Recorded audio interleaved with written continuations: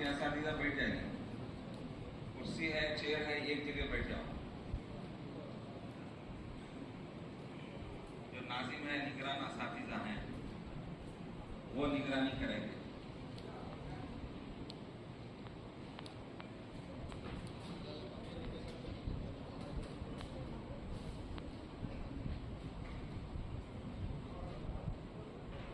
कोई चीज भूल ना रहे तो अपनी जगह खड़े हो जाओ, वहां आकर आपको उस्ताद बताएंगे।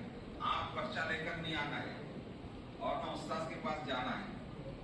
आपको कोई चीज पूछना हो तो अपनी जगह खड़े हो जाओ, वहां उस्ताद खुद वहां आ जाएंगे, आपको बोल लेंगे। कोई चीज समझ में नहीं आ रही है तो अपनी जगह खड़े रहे तो वहीं आकर बताएंगे।